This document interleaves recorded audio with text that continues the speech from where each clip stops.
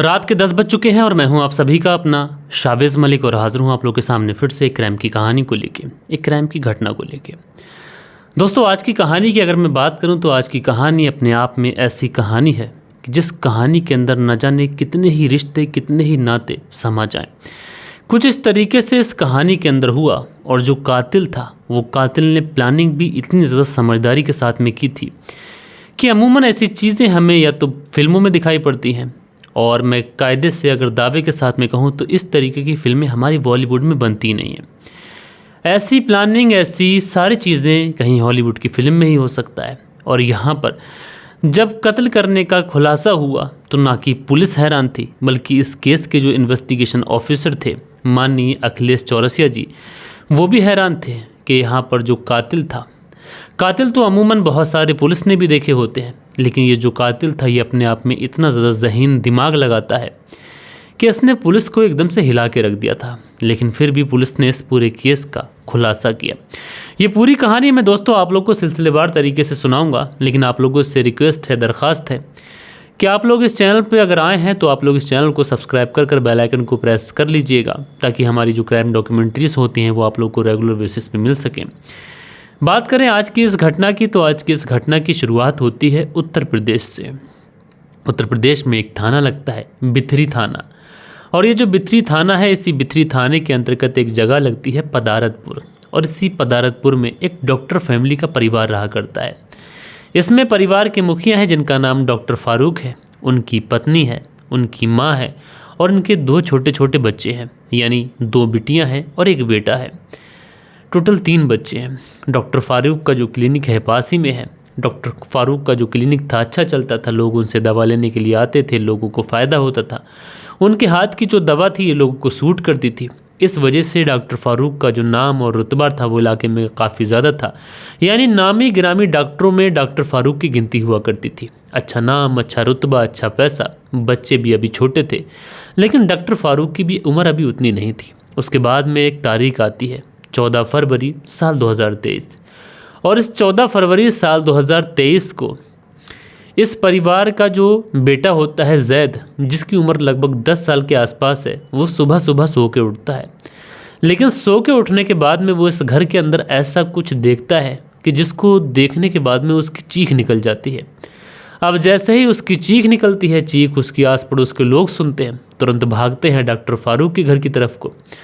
And वहाँ पे जाने के बाद में जब उस घर के दृश्य को देखते हैं तो जो नज़ारा होता है सामने का, ये इतना ज़्यादा भयावह था, जिसे देखने के बाद में आस पड़ोस के जो लोग आए थे वो भी एकदम से डर जाते हैं, चौंक जाते हैं।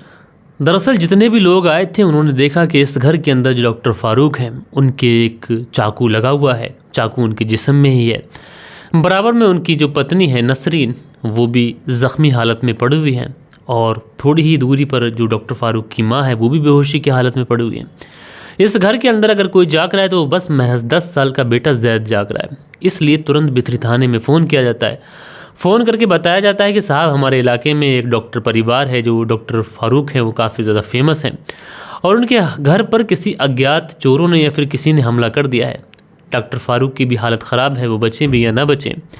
पत्नी नसरीन की भी हालत ख़राब है, साथ के साथ जो माँ है वो भी बेहोशी की हालत में पड़ी हुई है। न जाने उनके घर में कितने परिवार के कितने सदस्य हैं, कौन बच पाए कौन ना बच पाए, इस बारे में कह पाना बड़ा मुश्किल है। लिहाजा आप आ जाइए। आने के बाद में इस पूरे क्राइम सीन को अपने कब्ज़े में लीजिए, जो लोग ज़िंदा हैं उनको हॉस्पिटल भेजिए। लिहाजा आप लोग जल्दी आ जाइए।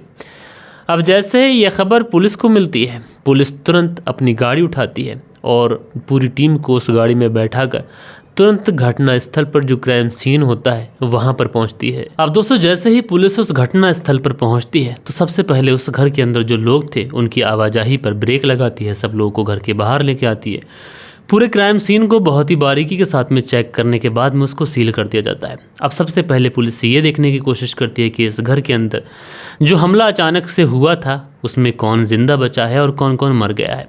जब पुलिस चेक करती है तो सबसे पहले जो डॉक्टर फारूक की पत्नी नसरीन होती है, उस नसरीन को चेक किया जाता है तो पता चलता है कि नसरीन की जो नब्ज़ है ये नब्ज़ रुक चुकी है, यानी उसकी मौत हो चुकी है। लिहाजा पुलिस वाले नसरीन की डेड बॉडी को पोस्टमार्टम के लिए भेजते हैं। साथ के साथ डॉक्टर फारूक के जिस्म पर एक गहरा चाकू लगा था, उनके चाकू को निकाल कर उनकी मलहम पट्टी कराई जाती है, लेकिन वो अभी भी बेहोशी की हालत में थे। जो घर की बुजुर्ग महिला थी यानी डॉक्टर फारूक की जो माँ थी वो महज बेहोश थी। शायद उनके सर पर कोई चोट लगी थी जिसकी वजह से वो बेहोश हो गई थी। अब पुलिस वाले ये देखने की कोशिश करते हैं कि आखिर इस घर के अंदर ये सब कुछ कैसे हुआ, चूँकि एक इतना खतरनाक मामला एक डॉक्टर के घर में, जो सम्मानित डॉक्टर है उसके घर में अचानक से इस तरीके से कौन कत्लेआम मचा गया, किसने ये सब कुछ कर दिया। एक व्यक्ति की जान चली गई, 2-4 व्यक्ति घायल हैं। यानी इस घर के अंदर 3 लोगों के ऊपर हमला हुआ था। इसमें एक की मौत हो चुकी थी और एक बेहोश हो चुका था और एक के चाकू लगा था, और जो 10 साल का बेटा जैद था वो सही सलामत था क्योंकि वो उस समय सो रहा था। लिहाजा पुलिस इस पूरे केस के अंदर सबसे पहले जैद से ही पूछताछ करती है, पूछती है कि तुमने क्या देखा। और इसके बीच में जो डॉक्टर फारूक होते हैं वो भी होश में आ जाते हैं, उनसे भी पूछताछ की जाती है। तो यहाँ पर डॉक्टर फारूक और जो बेटा जैद था ये कहानी सुनाते हैं। दरअसल ये पुलिस को बताते हैं कि रात के समय कुछ लोग आए थे और उन लोगों ने हमारे घर पर लूटपाट शुरू कर दी। जो डॉक्टर फारूक की पत्नी होती हैं उन्होंने इस बात का विरोध किया और उसी समय उन लोगों ने उसका कत्ल कर दिया और डॉक्टर फारूक को भी चाकू मार दिया। माँ को धक्का दे दिया कि वो साइड गिर के वहाँ पे बेहोश हो गई। मेरे भी जब चाकू लगा तो मैं भी कुछ समझ नहीं पाया, मेरे अंदर भी इतनी हिम्मत नहीं बची कि मैं कुछ विरोध कर सकूँ, चीख सकूँ, चिल्ला सकूँ। उन्होंने मुझे धमकाया भी था। अब जैसे ही ये बातें जो जैद बेटा था और जो डॉक्टर फारूक थे जब पुलिस को बताते हैं तो पुलिस वाले ये भी पूछते हैं कि तुम्हारा घर है। उस घर के अंदर ना तो कोई फोर्सफुल एंट्री हमें दिखाई पड़ रही है, क्योंकि आमतौर पे हर घर के अंदर लॉक होता है। जब इंसान सोने के लिए जाता है तो अपना लॉक बंद कर लेता है। तो फिर तुम्हारे घर के अंदर ऐसा क्या हुआ? ना कोई फोर्सफुल एंट्री है तो वो लोग तुम्हारे घर के अंदर कैसे घुस गए? तो जो डॉक्टर फारूक होते हैं ये पुलिस से कहते हैं कि साहब वो लोग दवा का बहाना करके आए थे। उन्होंने हमें आवाज़ दिया कि साहब दवा चाहिए। अब मैं एक डॉक्टर हूँ, मेरा परम कर्तव्य बनता है कि मैं किसी की ज़िंदगी को बचाऊँ, उसको दवा की ज़रूरत है तो दवा दूँ। और जैसे ही मैंने दवा देने के लिए दरवाज़ा खोला उन लोगों ने हमारे ऊपर हमला कर दिया। अब जैसे ही डॉक्टर फारूक की ये बातें आस पड़ोस के लोग, तमाम लोग सुनते हैं तो सन्न रह जाते हैं, क्योंकि ये मामला डकैती और मर्डर का मामला था। क्योंकि दोस्तों जो आस पड़ोस के लोग थे ये इसलिए डर चुके थे कि इनको लग रहा था कि शायद इस पूरे एरिया के अंदर, इस गांव के अंदर कोई डाकुओं का गिरोह आ गया है।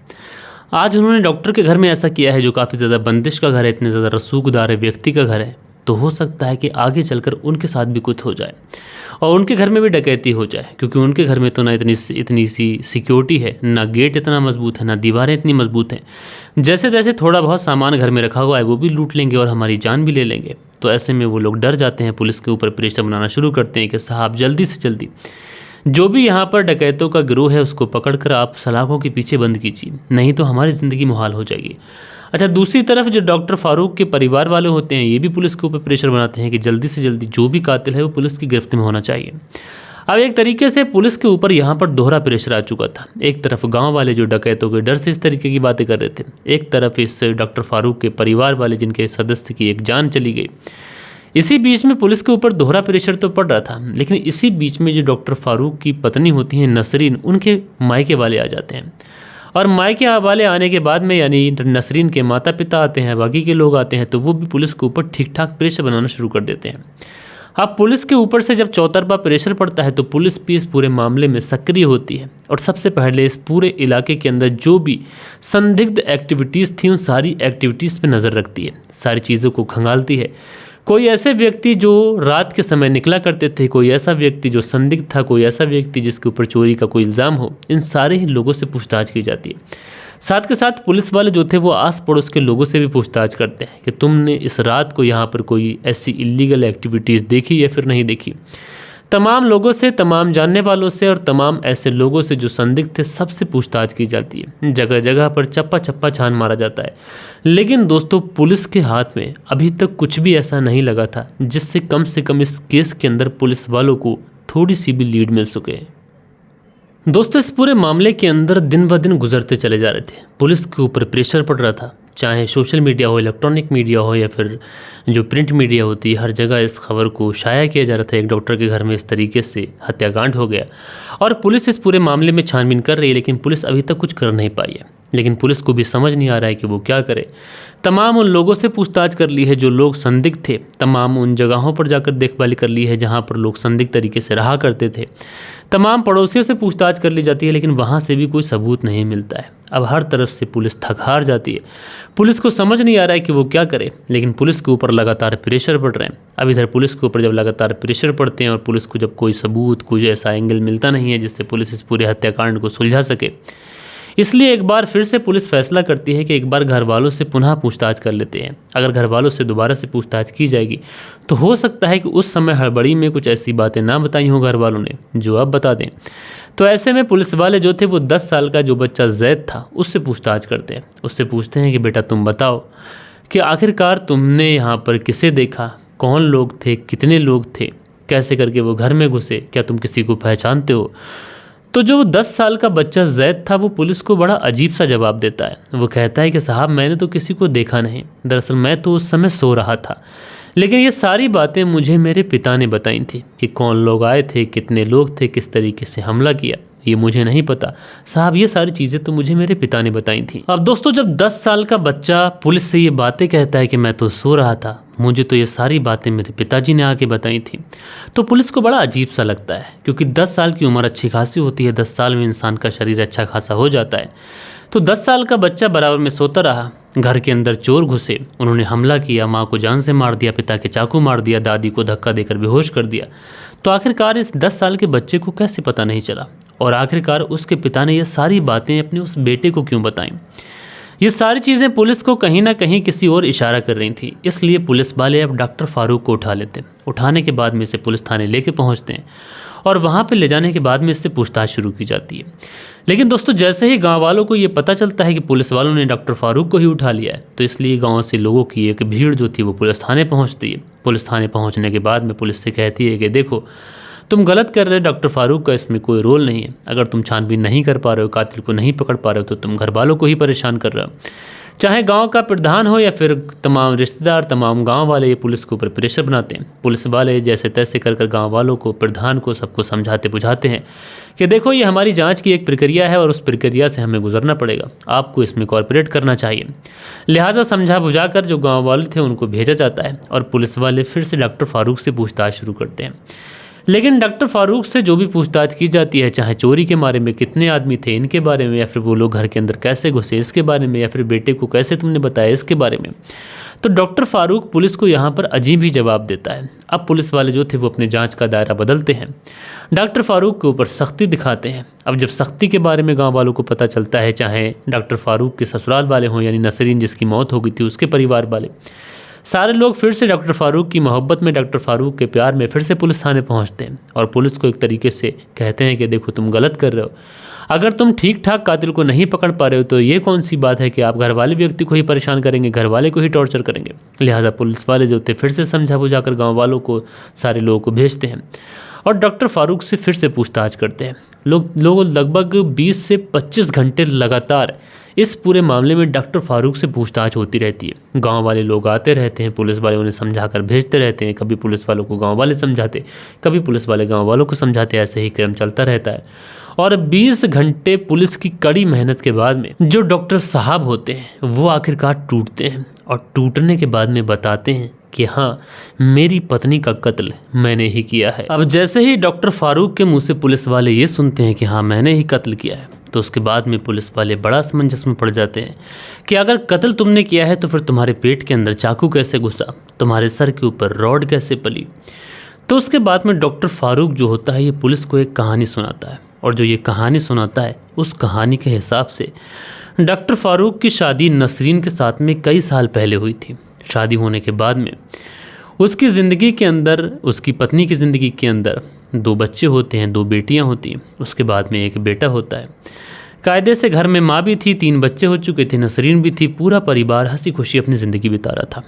डॉक्टर फारूक का अच्छा काम था, अच्छा नाम, अच्छा रुतबा, अच्छा हाथ भी था साथ के साथ, क्योंकि कोई डॉक्टर ऐसे होते हैं जिनकी दवा जो होती है वो मरीज़ों को अच्छी सूट कर जाती है। इसलिए डॉक्टर फारूक की जो दवा थी मरीज़ों को सूट करती थी, दूर दूर से मरीज़ इनके पास आया करते थे, इसी वजह से इनका अच्छा नाम भी था।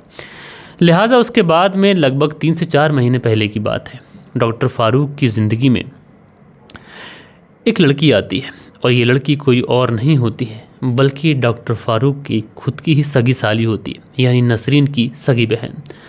अब डॉक्टर फ़ारूक की ज़िंदगी में जब वो उनकी साली आती है तो उसके बाद में डॉक्टर फ़ारूक जो थे वो साली के प्यार में कुछ इस कदर पागल हो जाते हैं, क्योंकि दोस्तों डॉक्टर फ़ारूक की नज़र जब उनकी साली के ऊपर पड़ती है तो साली देखने में काफ़ी ज़्यादा खूबसूरत भी थी। पत्नी जिसके 3-3 बच्चे हो चुके थे और उसके साथ एक लंबी उम्र भी बिता ली थी डॉक्टर फ़ारूक ने, तो कहीं ना कहीं पत्नी का प्यार कम हुआ, अब साली अच्छी लगने लगी। अब डॉक्टर फ़ारूक जो थे वो साली से शारीरिक संबंध बनाने के लिए कहते, लेकिन साली इनकार कर देती। वो कहती कि देखो मैं ऐसे तुम्हारे साथ में शारीरिक संबंध नहीं बना सकती, अगर तुम मेरे साथ में ये सब कुछ करना ही चाहते हो तो मुझसे शादी कर लो। अब डॉक्टर फ़ारूक के लिए ये पॉसिबल था नहीं, क्योंकि ऑलरेडी वो शादीशुदा थे, उनके 3 बच्चे भी थे और जो इनकी आज प्रेमिका है जो महबूबा है उसी की बड़ी बहन उनके घर में थी। तो आज के ज़माने में 2 शादी करना एक तरीके से इम्पॉसिबल है, इतने ज़्यादा खर्चे, इतनी सारी चीज़ें, वो भी रिश्ते में फिर ऐसा करना, ये सारी चीज़ें डॉक्टर फ़ारूक को कुछ इस तरीके से परेशान करती हैं कि डॉक्टर फ़ारूक को समझ नहीं आता है कि वो क्या करें। इसी के बाद में तारीख आ जाती है 14 अगस्त साल 2022 और साल 2023, और 14 अगस्त साल 2023 को जो डॉक्टर फ़ारूक थे वो अपनी साली को वैलेंटाइन डे पे काफ़ी ज़्यादा गिफ्ट वगैरह भी देते हैं। उसके बाद में फिर से अपनी साली को कन्विंस करने की कोशिश करते हैं कि चलो शारीरिक संबंध बनाते हैं, लेकिन साली यहाँ पर सिर्फ़ और सिर्फ एक लाइन बोलती है। वो कहती है कि अगर तुम मुझे हासिल करना चाहते हो तो तुम मेरे लिए कुछ ऐसा कर दो कि दीदी को रास्ते से हटा दो। अब भले ही उसने ये लाइन मजाक में बोली थी, लेकिन डॉक्टर फ़ारूक ने इस बात को सीरियसली ले लिया। उसके बाद में डॉक्टर फ़ारूक प्लानिंग करता है और प्लानिंग के तहत ही अब सबसे पहले अपनी दोनों बेटियों को उनकी नंसार भेज देता है, यानी नानी के यहाँ। अब दोनों बेटी नानी के यहाँ जा चुकी थी। घर के अंदर अगर कोई बचा था तो 10 साल का बेटा जैद बचा था। माँ थी, उसका भी हाथ टूट गया था तो उसको काफ़ी ज़्यादा दर्द हो रहा था, इसलिए रात में ही उसे नशे का इंजेक्शन दे दिया था। और घर में अगर कोई बचा था तो नसरीन थी, जैद सोया हुआ था और डॉक्टर फ़ारूक। उसके बाद में रात के समय डॉक्टर फ़ारूक अपनी पत्नी के पास में पहुंचता है। पत्नी किचन में उस समय खाना बना रही थी। वहाँ पे पहुँचने के बाद में कहता है कि नसरीन तुम मेरी मोहब्बत में क्या कर सकती हो। अमूमन दोस्तों कोई पति पत्नी जब इस तरीके से सवाल करता है तो सामने वाला जो पार्टनर होता है वो यही कहता है कि तुम्हारी मोहब्बत में मैं जान भी दे सकता हूँ। नसरीन ने भी यही बोला कि तुम्हारी मोहब्बत में मैं जान भी दे सकती हूँ। डॉक्टर फ़ारूक इतना सुनते ही अपनी पत्नी को गले से लगा लेता है और कहता है कि चलो जान दे दो। उसके बाद में ये अपनी पत्नी को उसके मुंह को रुपट्टे से इतनी कसकर बांध देता है कि उसको मुंह से सांस ही नहीं आती है। उसके बाद उसकी नाक बंद कर लेता है और वहीं पर उसकी मौत हो जाती है। डॉक्टर फ़ारूक ने इतना ज़हीन दिमाग लगाया था, उसने महज एक उंगली से अपनी पत्नी का गला दबाया था ताकि अगर फिंगरप्रिंट्स वगैरह लिए जाएँ तो कम से कम फिंगरप्रिंट्स पुलिस को मिले ही ना। अब उसके बाद में इसने कत्ल कर दिया जब इसने देखा कि नसरीन ठंडी पड़ चुकी है। अब बात थी अब एक तरीके से इस कत्ल को एक प्लानिंग का रूप देना था, इसलिए जो डॉक्टर फ़ारूक था अब अपने क्लिनिक में जाता है। सबसे पहले जो दरवाज़ा था बाहर वाला उस दरवाजे को खोल देता है और उसके बाद में घर के अंदर जितना भी ज्वेलरी थी उन सारी ही ज्वेलरी को एक पॉलीथिन में करता है और कहीं पर छुपा देता है और उसके बाद में घर के सामान को बिखरा देता है ताकि लगे कि घर के अंदर लूटपाट की गई। उसके बाद में डॉक्टर फ़ारूक अपने क्लिनिक से एक सुन्न करने वाला इंजेक्शन निकालता है और अपने पेट पर वो इंजेक्शन लगाता है, सुन्न करता है ताकि उसको दर्द ना हो, और उसके बाद में ब्लेड से एक ज़ख़म बनाता है और ज़ख़म इस तरीके से बनाता है ताकि कोई भी इम्पॉर्टेंट ऑर्गन्स डैमेज ना हो सके। उसके बाद में उस ज़ख़म के अंदर चाकू को फंसा लेता है और उसके बाद में एक रॉड उठाता है और रॉड को अपने सिर पर दे मारता है। उसके बाद में ये अपनी पत्नी की डेड बॉडी को ले जाकर कमरे के अंदर डालता है और पास में ही लेट जाता है और लेटने के बाद में अपने बेटे को ऐसे हाथ से कुछ इस तरीके से हिलाता है कि बेटा देखो ये सब कुछ क्या हो गया, जल्दी से प्रधान जी को कॉल कर दो, लोगों को बुलाओ, मदद लो, तुम्हारी माँ को उन लोगों ने मार दिया है, घर के अंदर लूट हो चुकी है, डकैत आए थे। अब जैसे ही जैद ये बात सुनता है 10 साल का बच्चा घबरा जाता है, वो चीखता है। उसकी चीखों को आस पड़ोस के लोग सुनते हैं, भागते हैं, प्रधान जी तक बात पहुँचती है, मामला पुलिस में पहुँचता है, पुलिस आती है। लेकिन दोस्तों पुलिस ने जब इस पूरे केस का खुलासा किया था तो लोग इतने हैरान थे कि जिस तरीके से डॉक्टर फ़ारूक ने जो दिमाग लगाया था, जो जहन लगाया था अपना, इस तरीके का जहन आम तौर पे कोई आम इंसान नहीं लगा सकता, क्योंकि उसने ये मर्डर इस तरीके से इस प्लानिंग से किया था कि अगर जैद ये ना कहता पुलिस से कि मुझे तो मेरे पिताजी ने ये सारी बात बताई थी तो शायद ये राज कभी खुल ही ना पाता, या फिर जो डॉक्टर फ़ारूक थे वो पुलिस के सवालों के सामने टूटते ना, क्योंकि दोस्तों ये राज महज एक राज ही रह जाता। लेकिन दोस्तों ज़रा सोचिए कि उस महिला जो साली थी उसने मोहब्बत में, दीवानगी में एक गैर मर्द से संबंध बनाने के लिए अपनी बहन के परिवार के बारे में भी नहीं सोचा और परिवार को ही उजाड़ दिया। बहरहाल दोस्तों इस कहानी के बारे में आप लोग जो भी सोचें इन दोनों डॉक्टर फारूक और उसकी साली के बारे में जो भी कहना चाहें आप लोग कमेंट्स करके बता दीजिएगा। बाकी कल के दिन आप लोग के जो भी कुछ बेहतरीन कमेंट्स थे, वक्त होता है कि आप लोग के कमेंट्स पढ़ लिए जाए। सो दोस्तों, कल के दिन जो कमेंट्स है इसमें दिनेश कुमार लिखते हैं बहुत बढ़िया कहानी है भाई, तो दिनेश कुमार जी मेरे भाई शुक्रिया। देव कुमार जी लिखते हैं टू एक्सप्लेन स्टोरी, तो दिनेश कुमार जी शुक्रिया मेरे भाई। मोहम्मद रियाज हैं लिखते हैं very good story, different story, nicely thanks sir, तो मोहम्मद रियाज जी मेरे भाई शुक्रिया आपका। दिनेश कुमार लिखते हैं नमस्कार मलिक भाई साहब, कहानी का अंदाज़ बहुत ही बढ़िया है आपका। दिनेश कुमार जी मेरे भाई शुक्रिया आपका। सूरज कुमार हैं लिखते हैं नंबर 1 सर, और उसके बाद में हार्ट्स बनाते हैं, शुक्रिया दिनेश कुमार, बहुत सारे हार्ट्स बनाकर हमें थैंक्स बोलते हैं, शुक्रिया। मंसूरी भाईजान लिखते हैं भाई जी हम आपकी कहानी को सऊदी अरब से सुनते हैं और मेरा नाम जाकिर हुसैन मंसूरी है, तो जाकिर हुसैन मंसूरी जी आपका बहुत बहुत शुक्रिया। आगे जाकिर हुसैन मंसूरी अपना एक कमेंट्स बनाते हैं, प्रियंका सिंह जी कमेंट्स करती हैं, अकील खान है लिखते हैं अस्सलाम वालेकुम शावेज भाई, बहुत ही बढ़िया और ख़तरनाक कहानी है पर अच्छी लगी, शुक्रिया मेरे भाई। इदरीस खान मुंबई से कहानी सुनते हैं मेरे भाई, शुक्रिया आपका। धीरज सिंह है लिखते हैं जय श्री राम मलिक भाई जी, जज ने जो फैसला सुनाया वो सलामत रहे भैया, शुक्रिया। उसके बाद में मोहम्मद मंसूरी भाईजान जी कमेंट्स करते हैं, साहिल जी कमेंट्स करते हैं, प्रियंका सिंह है लिखते हैं आज की कहानी अच्छी लगी भैया, अलग थी बट उन बच्चों को सुनकर बहुत दुख हुआ, शुक्रिया मेरी बहन। दिनेश कुमार आगे लिखते हैं भाई जी शुक्रिया। मंसूरी भाईजान लिखते हैं आज की कहानी थोड़ा हटके है और बहुत ही दुखद है, दर्दनाक है, तो मंसूरी भाईजान जी मेरे भाई शुक्रिया आपका। सूरज कुमार है लिखते हैं जय हिंद सर, मेरा नाम सूरज है और आपका कहानी सुनाने का तरीका नया लगता है, नाइस स्टोरी, तो सूरज कुमार जी मेरे भाई शुक्रिया। दिनेश कुमार लिखते हैं my wife also like your story, तो दिनेश कुमार जी आपकी जो वाइफ दीप है उनका भी बहुत बहुत शुक्रिया। साहिल लिखते हैं इनका नाम शहाबुद्दीन है, कमेंट्स करते हैं, शुक्रिया। प्रियंका सिंह लिखते हैं nice story brother, Priyanka Singh from Prayagraj Uttar Pradesh से कहानी सुनती हैं, तो प्रियंका सिंह जी मेरी बहन शुक्रिया। दिनेश कुमार लिखते हैं भाई आपकी कहानी नहीं आती है तो बुरा लगता है, हम कहानी को अलमेटी कजाकिस्तान से सुनते हैं और आपकी कहानी का इंतज़ार रहता है, शुक्रिया दिनेश कुमार जी। सुनील त्यागी लिखते हैं नमस्कार मलिक भाई साहब, रेणु सुनील त्यागी शाहनापुर शहर से सुनते हैं, शुक्रिया। मुकेश कुमार लिखते हैं मलिक साहब भाई साहब कैसे हैं और सरफरे होते हैं ऐसे लोग, जी शुक्रिया। मनदीप वर्मा की पत्नी है प्रदीप वर्मा और ये लिखती हैं सर जी नीला ड्रम पाकिस्तान और इंडिया दोनों में फेमस है, ड्रम का केस कब ख़त्म होगा, तो बहन पता नहीं, लेकिन इस तरीके से वाकई में इस तरीके की खबरें बहुत ज़्यादा देखने को मिल रही हैं। फरजाना सिद्दीकी हैं लिखते हैं बराए मेहरबानी पाकिस्तान स्टोरी न बताएं, बहुत सारी कंट्रीज़ हैं उनकी स्टोरी सुनाएं, जी फरजाना सिद्दीकी जी, क्राइम अगर दुनिया में कहीं पर भी होता है तो मैं उसको कवर करता हूँ। उसके बाद में अगला जो कमेंट सही लिखते हैं अनंत गिरीवर लिखते हैं आपके लिए एक छोटी सी बात होगी पर उसने जो सहा उसका क्या, आदमी गलत किया था पर उसकी नाइंसाफ़ी इसके साथ भी हुई, जी बहुत अच्छी बात। सचिन चौधरी जी हैं और साहिल जी अपने प्यारे से कमेंट्स करते हैं। सो दोस्तों ये कुछ प्यारे कमेंट्स थे जो कल के दिन आप लोगों ने किए थे। आशा करता हूं कि आज की जो कहानी है ये आप लोग को ज़रूर से ज़रूर पसंद आई होगी। कहानी पसंद आई हो तो एक लाइक करिएगा, दोस्तों और मित्रों के साथ में ज़रूर शेयर करिएगा। बाकी दोस्तों मिलते हैं कल के दिन किसी और स्टोरी के साथ में, जब तक के लिए अपना ख्याल रखें, देश का ख्याल रखें, परिवार के रिश्तों की अहमियत को समझें। जय हिंद, जय भारत।